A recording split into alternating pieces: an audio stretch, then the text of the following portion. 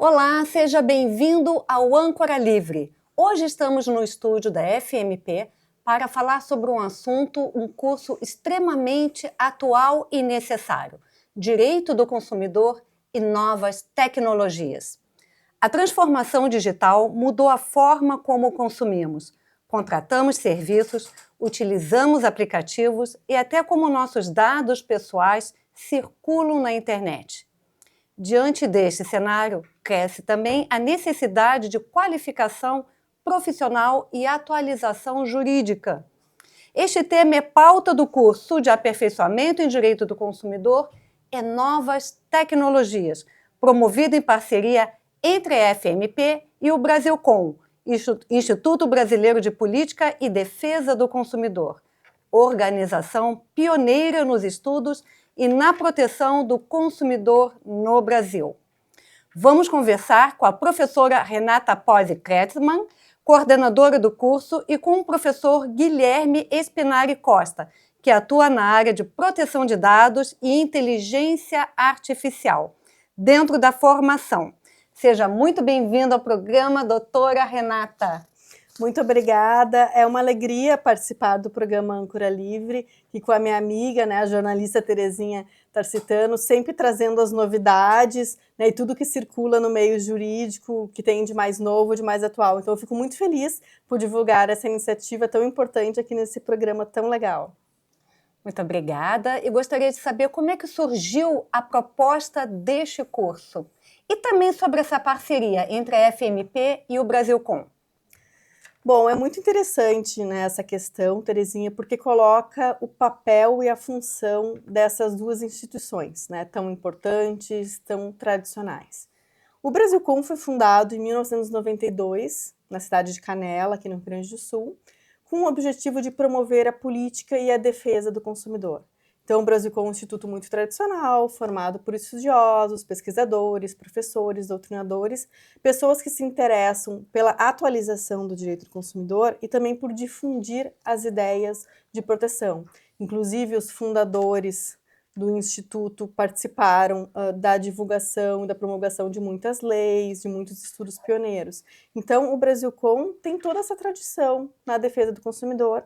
O Brasilcom também é um instituto responsável pela publicação Revista de Direito do Consumidor, que é publicada pela Revista dos Tribunais, mas é uma publicação oficial do Instituto, e também por promover o Congresso, que é o nosso Congresso Brasileiro de Direito do Consumidor, que ocorre de 2 em 2 anos. Esse ano será em Fortaleza, em novembro. Já deixo aqui o convite para todos. Então, ótimo. O Brasilcom, sempre esse instituto tradicional, buscando atualização e buscando ser referência para os estudos de direito do consumidor. Do outro lado, é a FMP. Temos aqui a escola, Fundação do Ministério Público, que também objetiva a atualização de profissionais, de alunos, estudantes, as pessoas que vêm das escolas, que começam aqui o seu curso de graduação, e também especialização, aperfeiçoamento. A FMP busca agora uma nova marca, um novo posicionamento no mercado, justamente para unir a tecnologia e a tradição. Então, foi nesse ponto que os dois institutos se encontraram, que essas duas instituições se encontraram. Porque ambas... Um casamento perfeito. Exatamente, porque ambas buscam unir essa questão da tradição e da nova tecnologia, desse novo mundo. Perfeito. Então, houve essa ideia. E a FMP estava com uma ideia de oferecer cursos não só de graduação ou de pós-graduação, de especialização, mas cursos de aperfeiçoamento e atualização. Porque hoje em dia é importante para o profissional de qualquer área estar atualizado. Então, muitas vezes, Terezinha, a pessoa não quer fazer assim um curso de graduação, que vai ser um curso um pouco mais longo, que vai exigir um pouco mais de tempo, de dedicação do estudante, mas um curso que seja direto, específico, que vá promover justamente isso, uma atualização, que a pessoa consiga enxergar esse cenário daquele assunto a qual ela quer trabalhar, estudar. Então, dessas ideias de necessidade de aperfeiçoar, é que veio essa união dos institutos para a colocação deste curso. Perfeito. Na tua avaliação, qual seria o maior desafio dos consumidores na era digital? Bom, essa pergunta ela é muito importante e passa pela cabeça de todos os profissionais. Muito, é verdade. É bem importante. É muito significativo, porque todos nós somos titulares de dados pessoais, todos nós somos consumidores e todos nós estamos aprendendo, isso é importante, estamos todos aprendendo a andar neste mundo, né, a nos virar nesse mundo digital. E são desafios, alguns que já existiam, né, no mundo físico, no mundo do comércio, e que foram transferidos para o mundo digital, e outros que foram criados por causa desse ambiente digital, desse ambiente virtual. Então, alguns desafios que a gente pode colocar é a questão da informação. Hoje em dia é muito difícil a gente obter uma informação sobre um produto, um serviço nesse mundo digital. Então, por exemplo, se a gente pede uma comida, né, um lanche num aplicativo, numa plataforma, e não chega aquele lanche, para quem que a gente vai perguntar? É naquele chat? Onde é que está o celular? Onde é que está o telefone fixo que nem tem, né, daquele restaurante? Nós não temos, né? Então, uma grande dificuldade é como buscar informação, como contatar aquele fornecedor, porque a gente não enxerga, a gente não sabe direito quem é o fornecedor. Então, é um mundo que é mais fluido, é um mundo em que as coisas estão mais fragmentadas.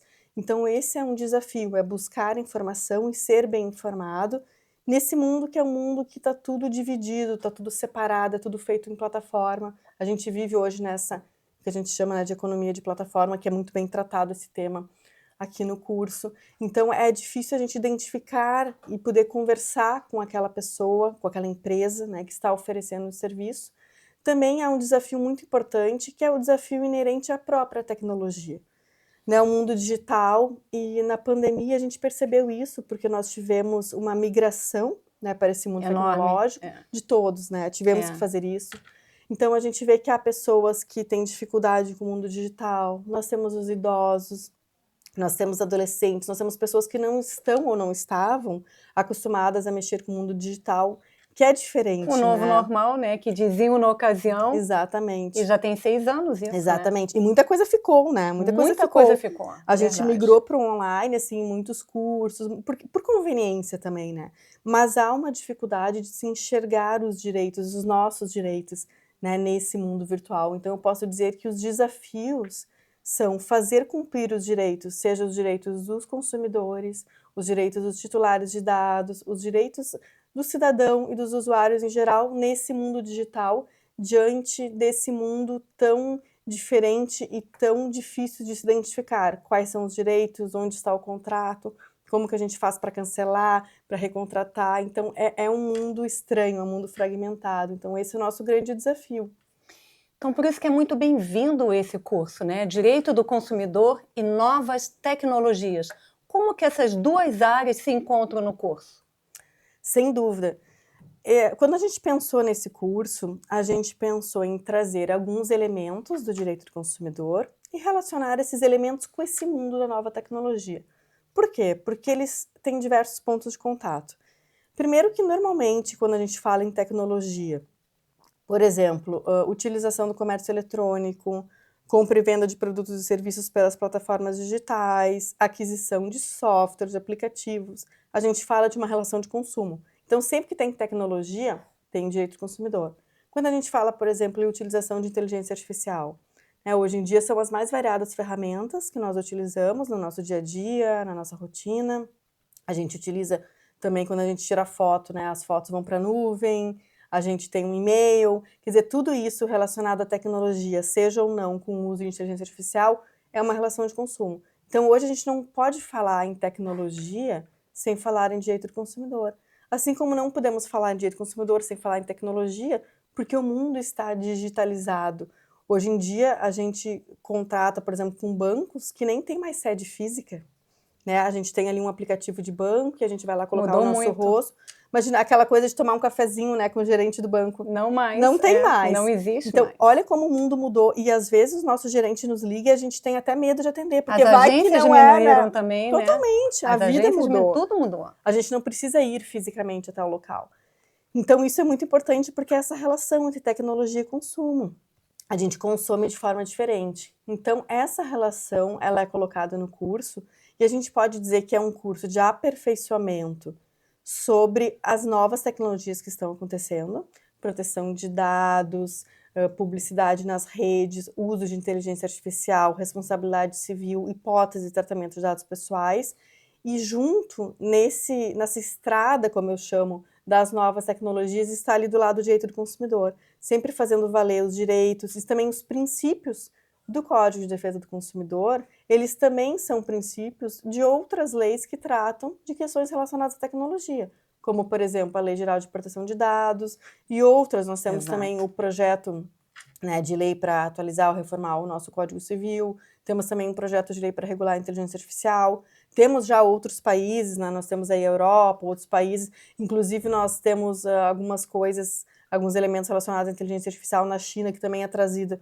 no nosso curso. Então, são muitos elementos e muitos casos de utilização de inteligência artificial em que se vê aplicados os princípios do Código de Defesa do Consumidor. Então, aí se unem, né, o assunto do direito do consumidor com as novas tecnologias, proporcionando, então, um aperfeiçoamento integral, né, para quem fizer o curso. Este curso é indicado apenas para advogados ou também para outros profissionais? Não, esse curso, ele não é indicado somente para advogados, ele é indicado para todo mundo que se interesse por tecnologia, para os entusiastas em geral, para as pessoas das carreiras públicas, para os estudantes, inclusive estudantes de graduação, de pós-graduação. Por quê?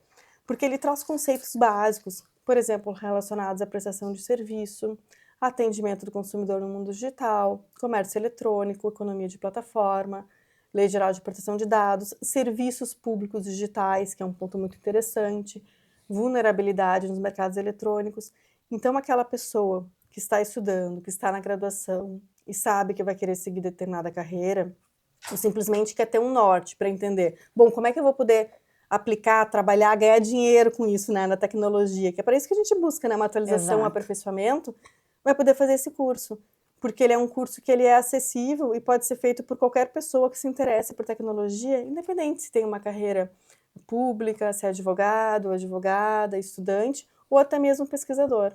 Ele será dividido em módulos? A pessoa pode escolher o módulo que quer fazer ou vai ser ele todo? Isso mesmo, o curso ele pode ser adquirido integralmente. Ótimo. E nesse caso ele tem um certificado emitido pela FMP, então é importante a pessoa fique com o certificado, ou ele pode ser adquirido por módulos. São 10 módulos e cada módulo conta com 5 aulas. A pessoa pode entrar no site e ver ali cada aula, né, que tem em cada módulo e o professor.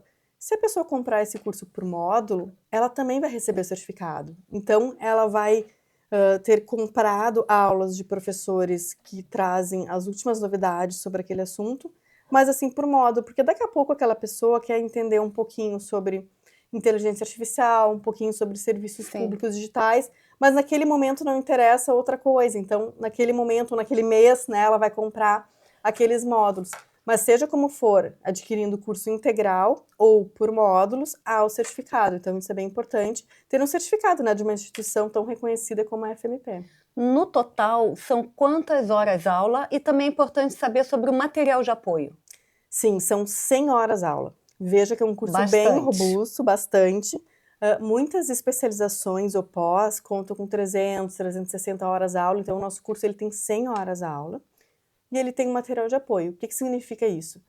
Que cada aula, o aluno vai ter um apoio escrito de cada professor. Então, ele pode ser uma apresentação, pode ser um PDF, pode ser assim um diagrama, pode ser um artigo.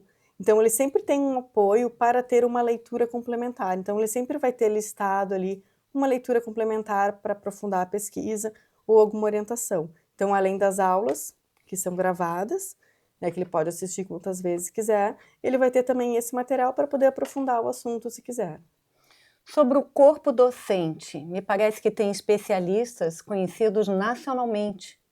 Sim. Quem são eles? Essa é a nossa alegria, né? Esse curso ele é muito especial, porque ele conta com um corpo docente muito qualificado. E o grande destaque para esse corpo docente é que são pessoas, né, são professores e professoras que são profissionais nas suas áreas, então são promotores, promotoras, procuradores, advogados, advogadas, pesquisadores, que atuam especificamente naquela matéria da aula. Então isso consegue fazer com que o aluno junte a teoria e a prática. E também os professores, eles são de diversos estados do Brasil.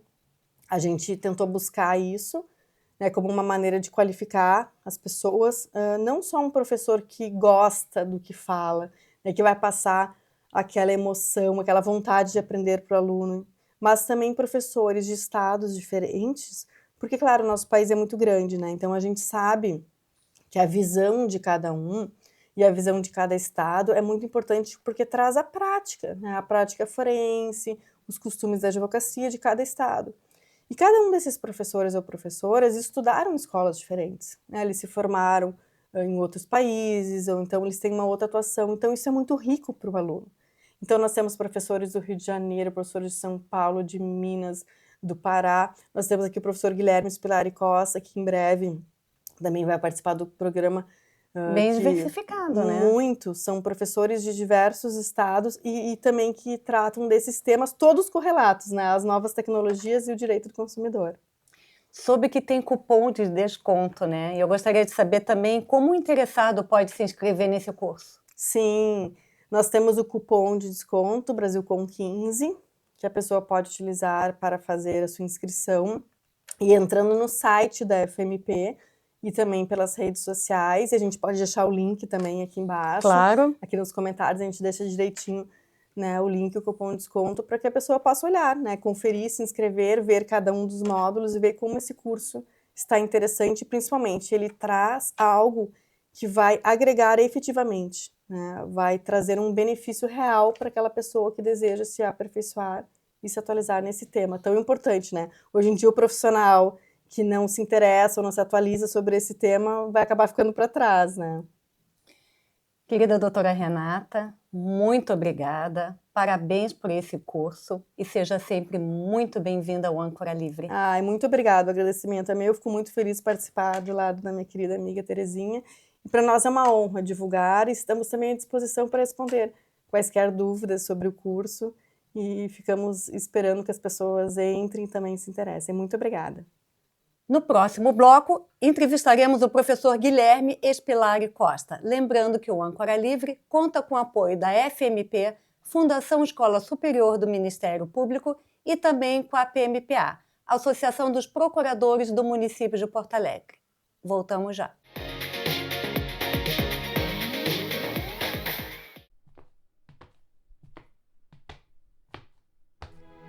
A FMP é uma das melhores faculdades de direito do país.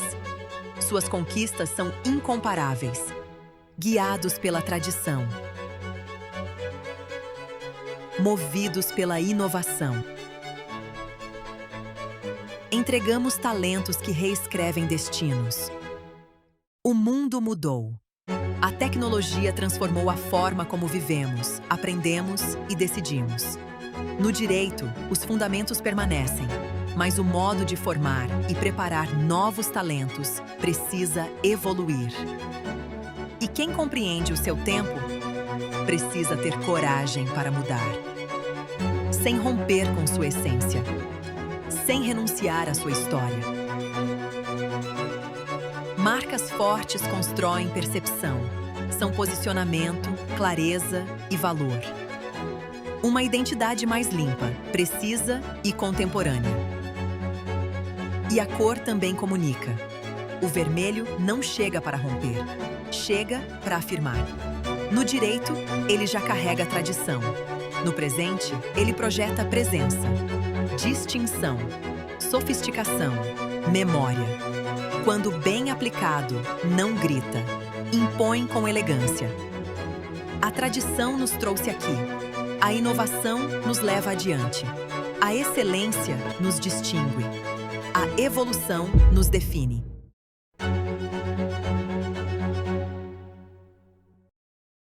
FMP. Somos a evolução do direito. Diretamente do estúdio da FMP, conversamos agora com o professor Guilherme Spilari Costa, também sobre o curso Direito do Consumidor e Novas Tecnologias. Professor Guilherme, seja muito bem-vindo ao Âncora Livre. Obrigado, Terezinha. É um prazer e uma honra estar aqui conversando contigo. Que ótimo. Então, hoje praticamente tudo passa pelo ambiente digital. gostaria muito de saber qual a relação do Código de Defesa do Consumidor e a Lei Geral de Proteção de Dados. Perfeito. Bom, antes do direito digital, o fornecedor de produtos e serviços obrigatoriamente teria que ter alguns dados do consumidor para disponibilizar os produtos e serviços que estariam sendo adquiridos. Por exemplo, houvesse ou não um contrato formal, esse fornecedor deveria emitir uma nota fiscal pelo valor recebido do consumidor. Esses dados pessoais do consumidor necessariamente vão ser exigidos também em um negócio no ambiente digital. No entanto, o impacto prático dessa digitalização do consumo e da vida em sociedade como um todo traz reflexos muito importantes. Então, aqueles dados que o consumidor obrigatoriamente precisa fornecer ao fornecedor para ter acesso a produtos e serviços agora são mais amplos, são mais profundos. O fornecedor acaba conhecendo o seu consumidor com acesso a dados pessoais, aos seus dados pessoais. Então, é impossível separar Lei Geral de Proteção de Dados da relação de consumo. As duas normas obrigatoriamente serão aplicadas em diálogo. Muitas pessoas não têm ainda uma noção, uma dimensão da importância desses dados. Não tem. E claro, nós estamos falando na Lei de Proteção de Dados brasileira de 2018, com vigência na sua maior parte em 2020. 2018, olha o tempo que já tem, né? Mas ainda é pouco. Ainda é pouco. Por quê? Porque a Europa, ela debate, ela estuda a proteção de dados desde os anos 70 do século passado. Então lá já é uma tradição, com mais de 50 anos. Aqui, nós brasileiros estamos vendo agora, conhecendo há pouco tempo o que significa, qual é o impacto da proteção de dados para a realidade de cada um integrante, cada pessoa integrante da sociedade brasileira.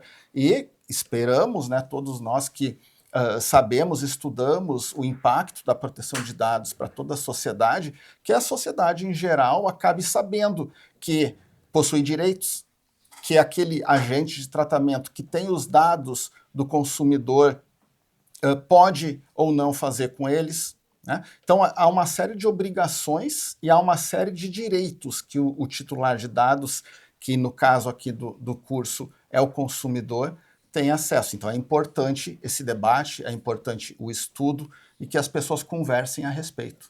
Em relação a vazamento de dados, que medidas preventivas empresas e instituições poderiam tomar?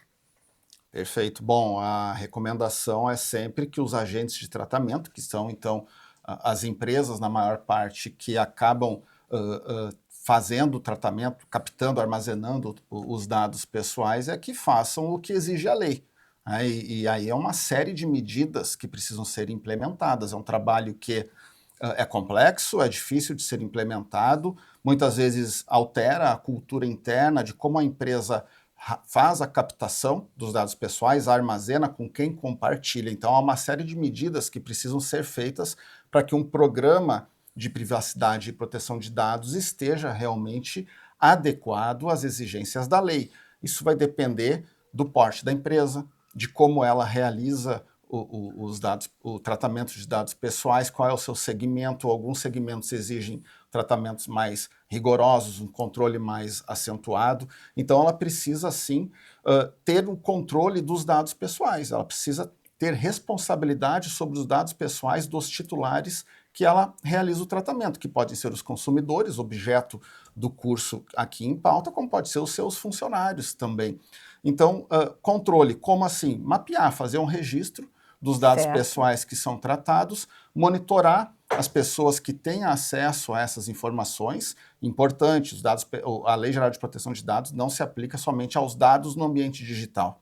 Tem maior impacto no ambiente digital, mas, eventualmente, documentos em meio físico também são protegidos pela legislação. E, claro, ver se as pessoas estão treinadas, desenvolver políticas de acesso a informações, políticas de direito do titular de dados, política de privacidade, uma série de documentos para proporcionar um maior controle, maior proteção aos dados pessoais tratados. Alguns são esses itens aí, mas há alguns outros que a gente poderia aprofundar também. O que são dados pessoais sensíveis abordado no curso? Perfeito. A nossa legislação seguiu o modelo europeu de proteção de dados, que faz uma dupla classificação de dados. Então, existem os dados pessoais, que são aquelas informações que podem identificar uma pessoa, como o nome, o CPF, né, o endereço, um dado de cartão de crédito, e há os dados sensíveis, que são aquelas informações que exigem uma camada adicional de proteção. Por que isso? Porque podem gerar discriminação às pessoas. Então, a lei traz um rol não taxativo de quais são essas informações sensíveis ou dados sensíveis, que são a sexualidade da pessoa, a raça, o partido político, se está vinculada a um sindicato ou não, são informações que, a depender do contexto, podem gerar algum tipo de discriminação por parte não só da sociedade, mas também por aquele agente de tratamento. Então, por que a escolha ou a informação de uma vinculação a um sindicato é considerado dado sensível? Porque, num contexto de empresa, o empregador pode ter algum tipo de discriminação junto a um funcionário que ele souber que tem vinculação com o sindicato da categoria. Também partido político. Então, são situações ou informações que exigem, pela legislação, uma camada adicional de proteção. Quais os riscos no compartilhamento de informações? Seja na biometria, na fisionomia, quais os principais riscos? Perfeito.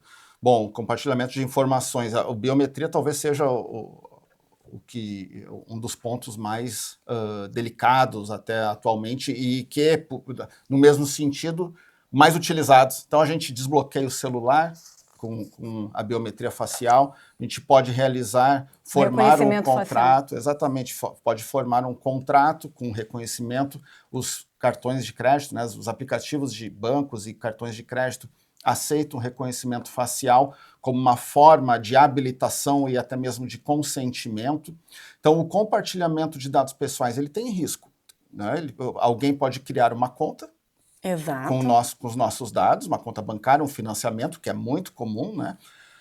O que mais pode acontecer? Fornecedores, mesmo que nós não queiramos, mas ele tem acesso às nossas informações, ele conhece o nosso perfil e pode direcionar produtos e serviços, mesmo que nós não tenhamos interesse direto naquele momento. A biometria é um cálculo matemático que consegue, com base em tecnologia, identificar cada um de nós, com base na distância dos olhos, nariz, né, o formato do rosto. É uma série de dados que nos identificam. Então, isso pode ser utilizado de uma forma que nós não queiramos, de forma indesejada e até mesmo ilícita, para habilitar uma liberação de um celular, liberar algum tipo de cadastro bancário, e veja, o INSS é feito aceita a biometria para abrir o aplicativo, não é mesmo? Mas também com os simples dados, os dados matemáticos da nossa face, replicados com o uso da tecnologia, habilita qualquer situação. Então, esse é um risco, e eu vejo, na minha opinião, que nós corremos um risco em razão da banalização do uso da biometria, daqui a pouco perdermos a oportunidade de utilizarmos tanto, em razão desse risco de uso indiscriminado. Até porque a inteligência artificial já está presente nos contratos. Quais os principais riscos aí?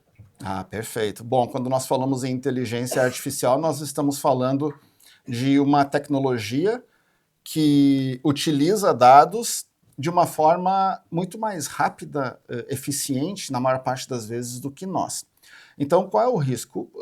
O risco, e ao mesmo tempo que traz facilidades, traz também riscos, sem dúvida nenhuma. O risco é gerar algum tipo de discriminação, em razão de um tratamento equivocado de dados pessoais, numa base de dados que não foi tratada, não foi bem limpa, simplesmente foi replicada de um banco de dados de repente desatualizado, pode gerar uma negativa de crédito para alguém.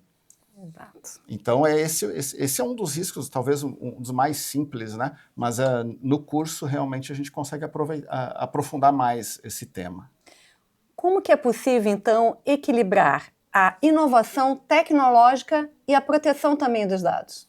Perfeito. Essa talvez seja a pergunta de $1 milhão. Verdade, não é? verdade. Mas é fundamental e as empresas estão tentando encontrar um meio termo aí.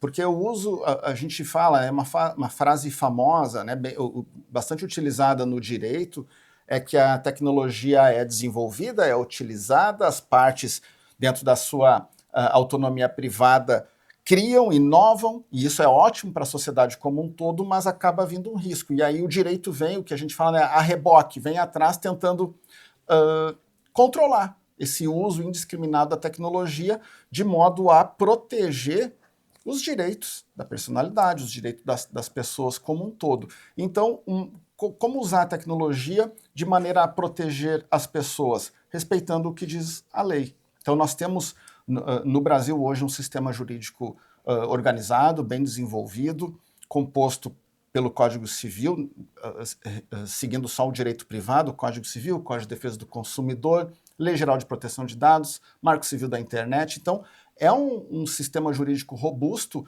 e que, ao mesmo tempo que busca proteger as pessoas, também busca fazer com que as empresas tenham essa liberdade de autonomia para desenvolver os seus produtos. As empresas, então, devem fazer o quê?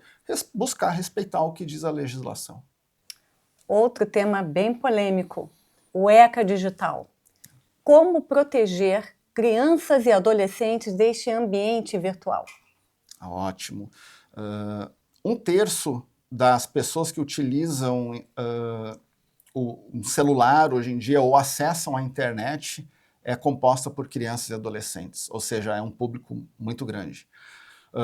Diante disso, acaba sendo também um público vulnerável também, pela sua própria natureza, por não ter aquele nível de consciência como um adulto tem, né? As crianças e adolescentes, então, são protegidas pelo ordenamento jurídico brasileiro, não só pela Constituição, mas pelo já tradicional, o ECA, né, Estatuto da Criança e Adolescente, da década de 90, e agora, no ano passado, surgiu o ECA digital, trazendo essa proteção exigida para o ambiente digital.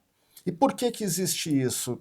Como eu falei inicialmente, 1/3 dos usuários de internet são crianças e adolescentes. Então, sendo um público vulnerável,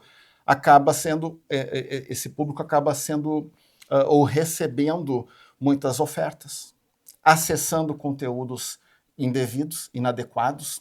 Então, aquele fornecedor que, segundo a lei mesmo, existe uma expectativa de que ele pode ser acessado por crianças e adolescentes, ele tem que criar mecanismos de proteção. Esses mecanismos podem ser a busca por um mecanismo seguro de verificação de idade, ele exige também o controle parental para aqueles produtos e serviços voltados a crianças e adolescentes. Bom, então tem o controle parental. Os pais ou tutores responsáveis vão acessar e enxergar tudo que aquela criança ou adolescente está acessando. Então, existem aí uma série de mecanismos trazidos pela lei, nossa moderna lei, que tem sido até trabalhada como um modelo mundial de legislação. Não é fácil de ser implementado, então é um desafio para os fornecedores de produtos e serviços e um desafio para também os doutrinadores, né, e os agentes reguladores para fazer com que haja, então, um respeito às garantias das crianças e adolescentes e que proporcione também um uso dessa tecnologia por esse mesmo público. O consumidor brasileiro, ele está preparado para lidar com essas novas tecnologias e vamos inserir aí até o idoso. É uma dificuldade. Eu vejo que o idoso é tratado e corretamente como um público vulnerável, porque é uma dificuldade prática de acesso à tecnologia e, ao mesmo tempo, a gente tem que reconhecer que é um caminho sem volta. Né? Então, o idoso, sem volta, nós não vamos voltar, a sociedade não vai voltar ao que era antes.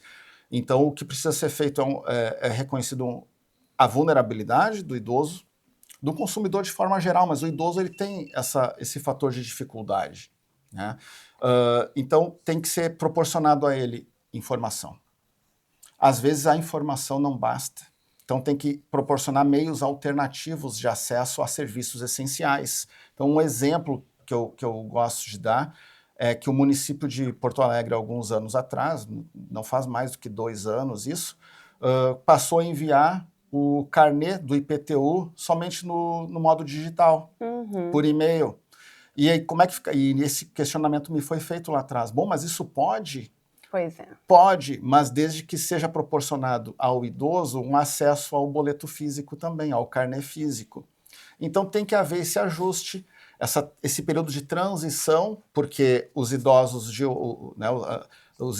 hoje, daqui a pouco não precisarão mais ali na frente desse acompanhamento, porque o ambiente digitalizado vai estar no dia a dia de todos. É o idoso de hoje que tem dificuldades. E como que é possível ampliar essa proteção digital e a conscientização também? Muita educação, as escolas estão buscando desenvolver isso desde os primeiros anos de vida, a digitalização.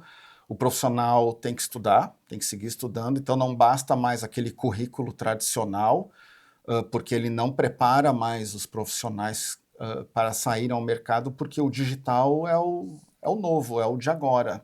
Né? E então os profissionais, as pessoas de forma geral precisam seguir estudando, se atualizando, e eu vejo esse curso como uma excelente possibilidade para que os profissionais estejam preparados a atuar também no ambiente digital. Muito obrigada, professor Guilherme. Seja sempre muito bem-vindo ao Âncora Livre. Obrigado, Terezinha, pelo convite. Foi uma honra. Aqui, diretamente do estúdio da FMP, conversamos hoje com a professora Renata Pozzi-Kretschmann e também com o professor Guilherme Espilari sobre o curso de aperfeiçoamento em Direito do Consumidor e Novas Tecnologias, promovido pela FMP em parceria com o Brasilcom. Muito obrigada pela sua audiência e até a próxima edição.